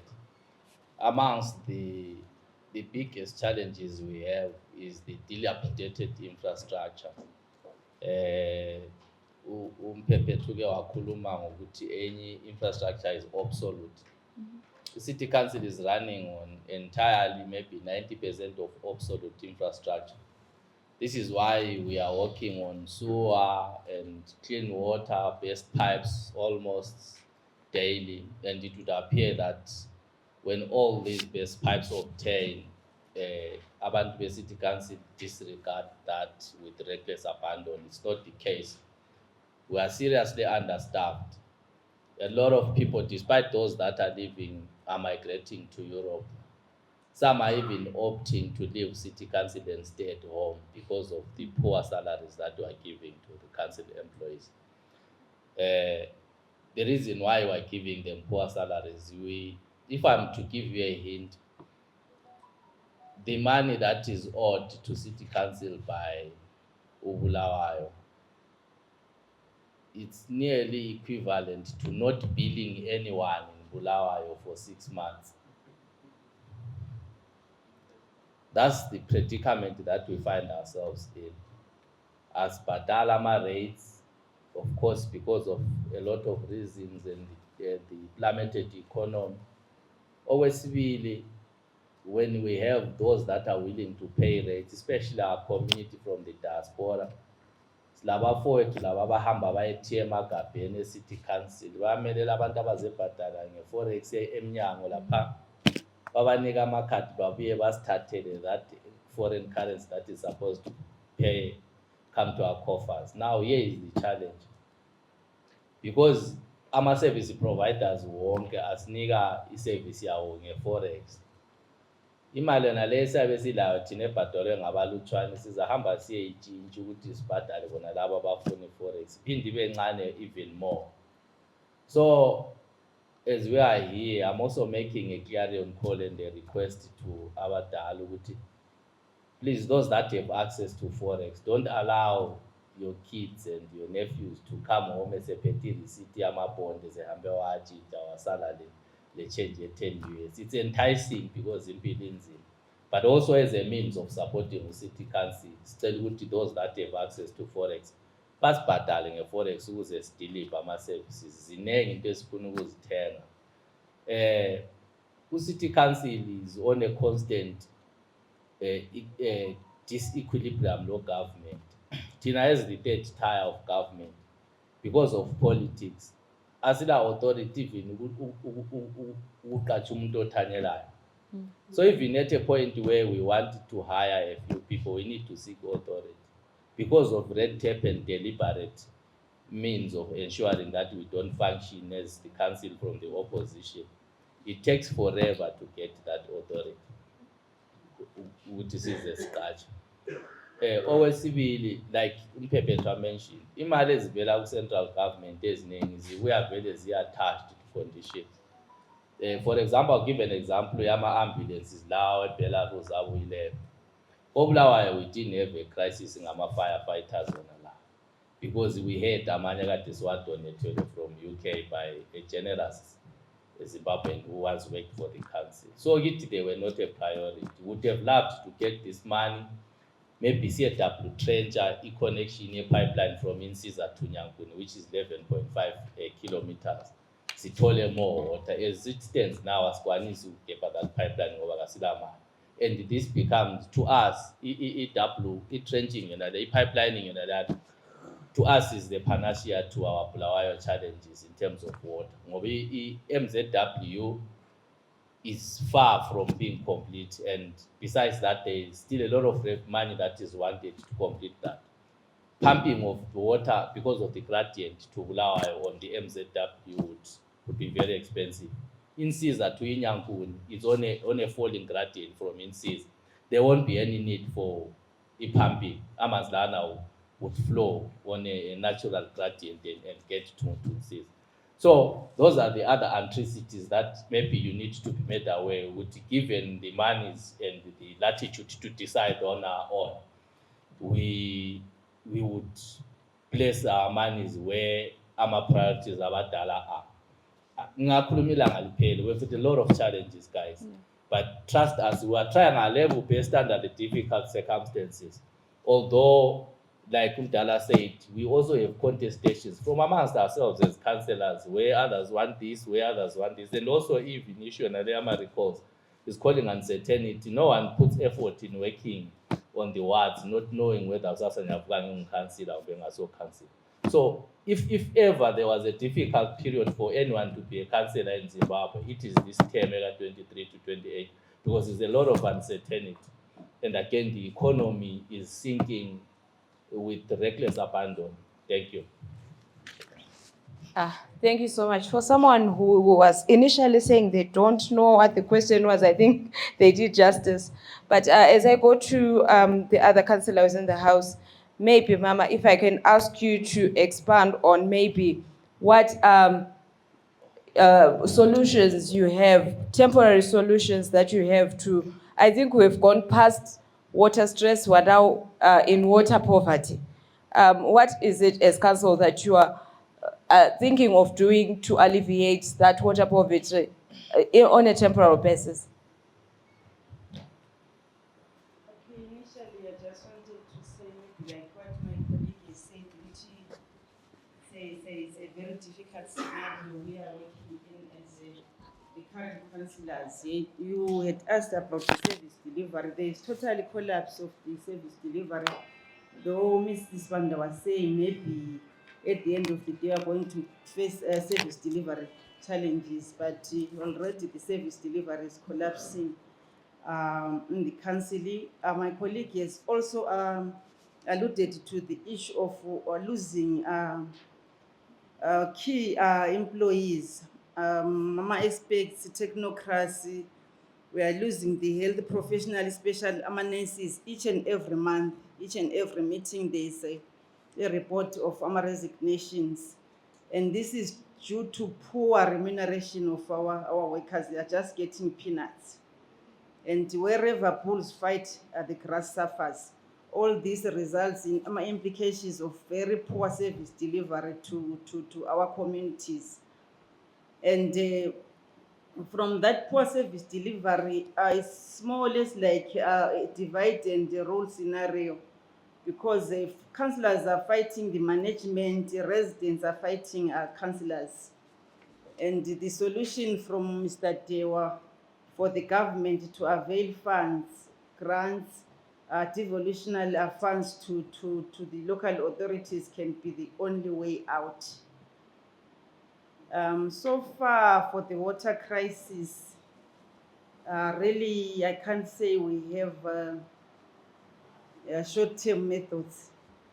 It's quite a difficult situation which we are looking into. And I have no formally intervention from the council which is going to take place shortly, but we are trying our level best as councillors. We are appealing to our residents, even the civic society, to help us, joining hands with the council, councillors, council management, maybe to advocate for the funds from the government. That is the only thing which can, can be the only initiative which can improve the present situation of the collapse of service delivery in our local authority. Again, I wanted to touch the issue of employment freeze. As a local authority, we are understaffed. Now, we need about 1,450 to 1,000 employees, but we cannot employ. We're just waiting for the approval from the central government. I think about 3 to 4 months back, we applied for the approval of employing about 400 employees. And last month again, we applied for approval of 500 employees, but so far, there is no response from the local government. There are many things which are delaying the service delivery. It was brought again to our attention this morning that our budget was not approved. It was rejected by one citizen from Harare. I'm not sure whether it's a citizen who is in Harare now from Bulawayo, but due to that one citizen, we have to maybe start to make some initiatives about the budget again, and that is one of the things which is going to derail the process, the issue of centralization. Thank you so much for that input. I'm going to recognize Mr. Ndiweni. I'm going to recognize Mr. Chief. Is there anyone else? This is the last call. Going once, going twice. Okay, I'll take you, Baba, and then I think on my part, I would be done. But before you engage, Mr. Ndiweni, the councillor was talking about our budget being denied. But if my memory serves me correct, we are on a standstill budget. So is that the one that was denied? Yes. Okay. Thank you. Mr. Ndiweni. Thank you very much, Rana, for the opportunity. Also, thank you, speakers that spoke ahead of me. I'm triggered by the honorable councillors with regards to the issue I think Mamalapana is saying that CSOs must be allied partners to council to advocate for government to give them grants. And also, Lapana, Councillor Masham, says that there is no revenue. Since it's a council there, what is your city's disruptive economic turnaround strategy? If you can maybe point to 3, 4, 5 areas that you are saying, regardless or irregardless of the government has a grant, we're going to do this. I am saying this, Kangele move, nasebenza amabhawa. Amabhawa, I think Manenga cool that council was operating some years ago. And I'm wondering what happened. Because that used to be a cash cow council. And wakangela ngingadlule emagwegwe enyu. There's a bale elapha ekhoneni nxa usukhona just right at the end of the township. So kunezihlahla lotshani phakathi. And my question is, those things don't need government for them to be revitalized. I think we're in control over such facilities. And what are we doing about it? Beyond saying, Smelly government is doing grants, Smelele or ADB, Smelele other partners. What can we do within our means? And I think that we can do so much with those bars if we are serious about generating revenue for our city. Because it happened before, it worked before, so it can work even now. I know maybe some of these were leased, council policies changed, but I think we can change them and make them work better and serve the city.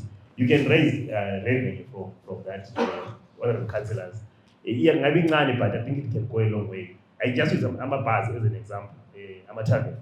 And then the second part, what are we doing around urban tourism? Let's think about disruptive ideas. I know it's nice to be traditional and stick to what worked before in terms of relying on government, but I think it's not working as we've been lamenting for the past 2.5 hours or so. So what can work for us? Do we need government approval to just run urban tourism? Ibulawayo is known of a landmark features that can actually make a lot of money, even local tourism. Singacabanga innovative as a city.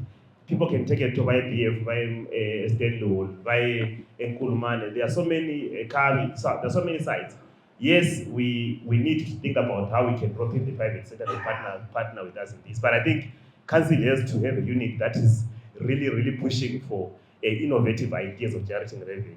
Otherwise, it's a scala and CCs. And then also the informal economy. I think we all know which. Yes, I heard the speaker saying that the informal economy is declining. But if you look at our GDP, actually there is so much growth that is happening in the informal economy, including Bulawayo. And someone spoke about the issue which my traders were being told to be and as a city, what are we doing around kind of the policy that can balance around revenue collection and also provision of a service to these traders? What is our city policy? If you go around the shops in town, most are now partitioned, but what is the city's policy in terms of at least getting something? I'm not saying let's tax traders to death, like we are seeing with the taxes that have been proposed by government, the tax passport that have been increased, and many other taxes. But I'm saying, what can we do to make ground between some of these businesses and also city council getting something? So I'm throwing this to the councillors to say, go sit down and say, we have so much that's happening in the city, and what is our policy? Do you want to continue working with the traders, we desk in some way, development planning, or want to make it a department that can have programs that can actually help to generate revenue for the city? Those are my remarks, Madam. Thank you very much. Yeah, thank you so much. Yeah, mine to the councillors and brother from the city council is looking at the crisis here and say, what do we do in Malogichin? We assist each other. There are other areas which will behave good. And those areas, please come here, so then obviously, I'm interested in the billing part of it. ukuthi it's obvious ukuthi ama-bills abantu labana the assisting areas will go up. Abanye ama-fortunate balamabholi thina mina ngihlala ku-D-square lapha kulokuthi igceke lokaya sihlala sizibuza ukuthi kathi why bengake besizame lathi ngebholi 1 or 2. So my question now is the assisting amalokitshi ayiwa-assistayo la, are there any mechanisms to caution those people kumabhili lana besemakhulu because they were assisting others? Kule ndlela yini yokuthi abantu labana bengabulimali ngamabhili okusinceda njengathi khathesi vele so far lokho engahlutshwa ngamanzi kudi ingqese sile 2 weeks okokuthi uyahamba entumbane laphana across the road uthwele amapheyili kumbe angu-20 so lo wani umuntu okuncedayo lo ibhili lakhe lisala linjani and what does council do with those kind of bills? Thank you. I want to touch on the issue here, budget. That would it be possible that before the Minister of Finance will announce the budget here, to receive a budget from local authorities based on the grounds and on the facts, on the lineup of their program and on the lineup of their intended projects? Would it be possible that city push for that one? Would be budget ever imposed on devolution, but it has to come from the local authorities because they are the ones who knows what is needed in terms of service delivery. Secondly, city kungaba njani njalo ukuthi uma ama-devolution funds ebuya kupersuade uhulumende ukuthi ibhadalwe in US dollar, because currently the budget has been put in Zim dollar, and lapha ezayo kuyanikwa khona i-devolution governance iyabe isi-eroded, maybe iyabe half of what they were supposed to get. So far ukuthi as the situation at present, it shows that I can say that budget is a non-starter. Because ngeke ngakubona ucacapule enkulumani bebenikwa imali ngoJanuary khona ngale imali izazoqala ukuthi isetshenziswe ngabo-August. Kake ungasela lutho ngama-bonds, every day inflation. So I think even the budget yakhona it has to be done maybe in multi-current, because lay to lay ngamaphepha nje kuphela. Thank you so much for that. I want to believe that most of what we got in this round, some of them were questions that were directed to those who are coming from the City Council, and most of them, some were recommendations, and I want to believe that they were taken note of. So maybe before I give it back to our presenter, local authorities, is there any responses that you think you can directly give right now, or is questions that you want to carry over? I think my brother is smiling. He wants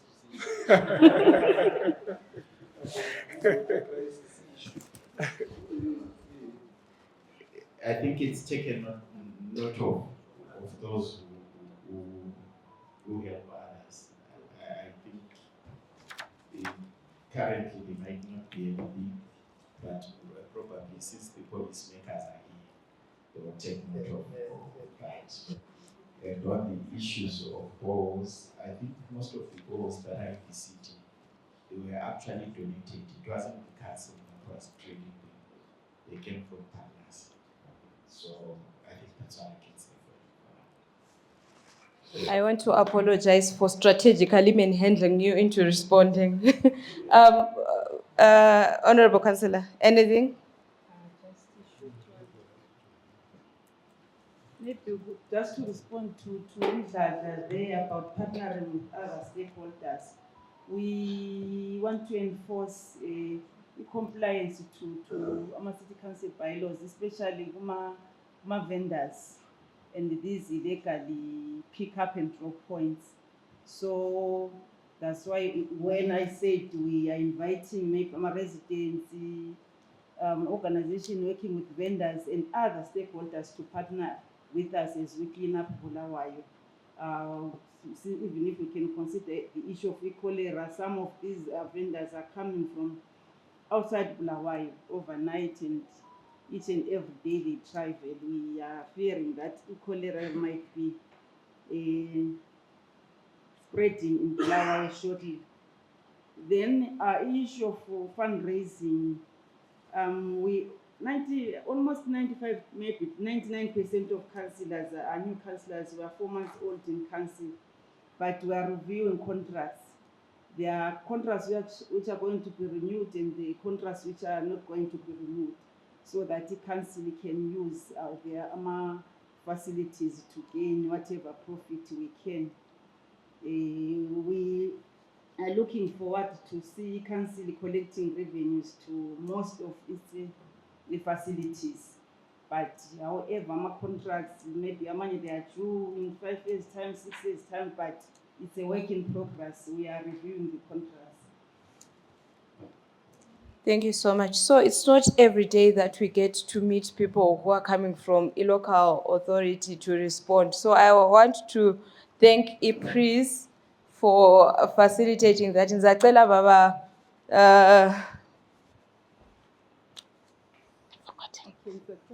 Dr. Malinga and Dr. Gedron. Ukuthi, I think we need more of these sessions because this is where the issues come out.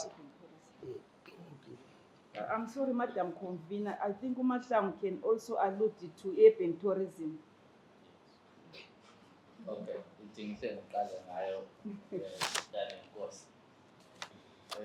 urban tourism, it's something that we are already working on. We had a discussion as councillors last week where we are going to look into the lighting system in Bulawayo. If you look at it now, so it doesn't encourage anyone to walk about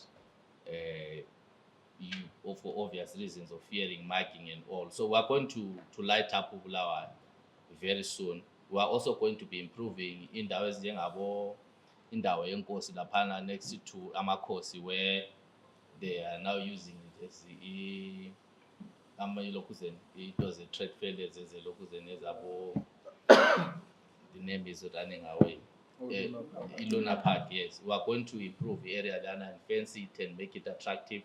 And we are also going to be coming up with programs where we will be advertising it and pushing abantu where there will be abadala abazabe behanjiswa abantwana laphana besiyafundiswa ukuthi indawo lana iqhakatheke okunjani, how does it fit into the importance yokuvalwa amasiko ethu in lives and lama chiefs.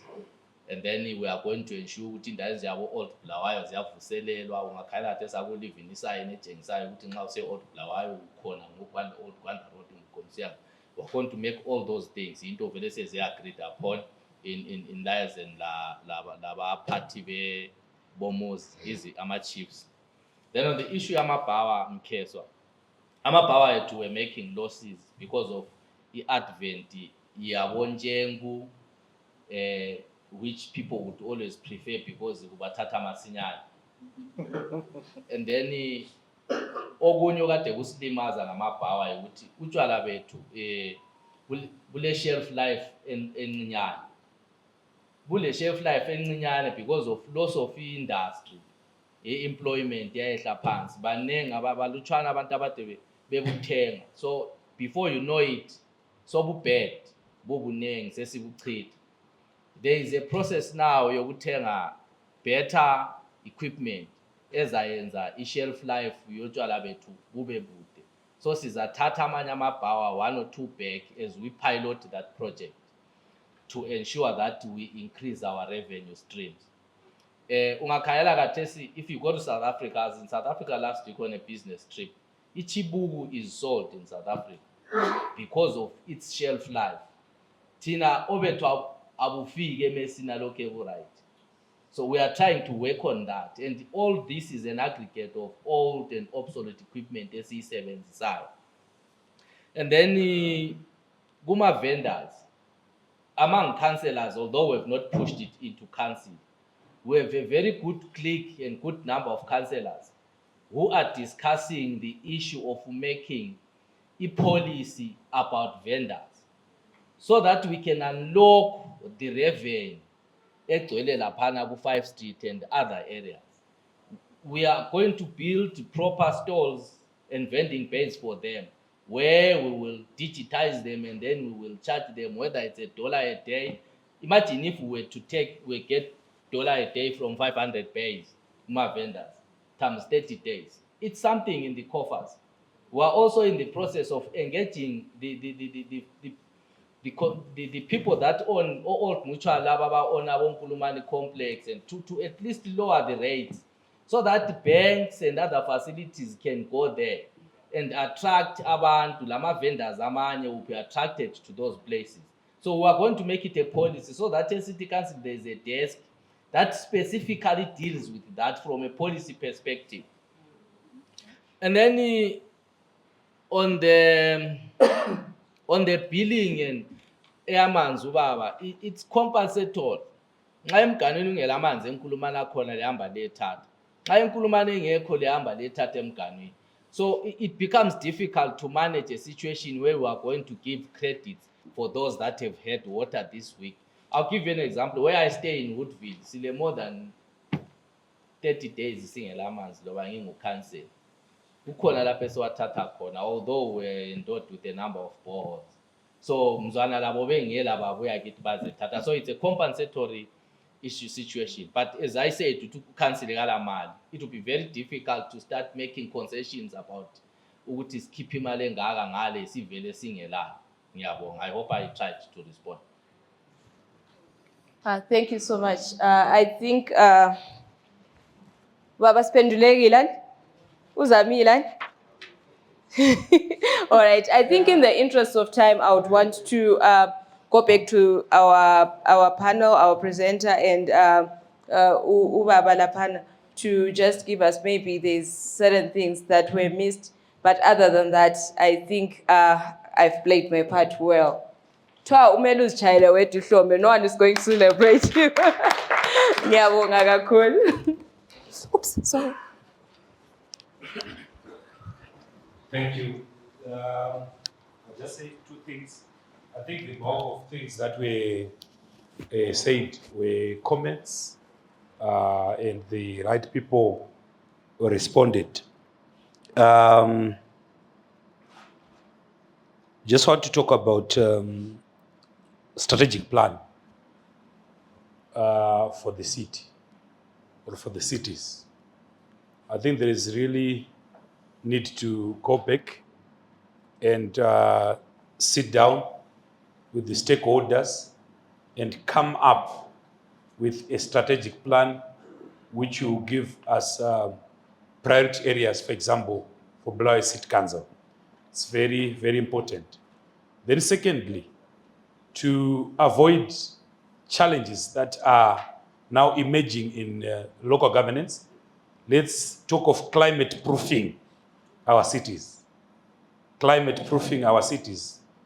We may be talking of water that is 40 kilometers away when actually it may not last long.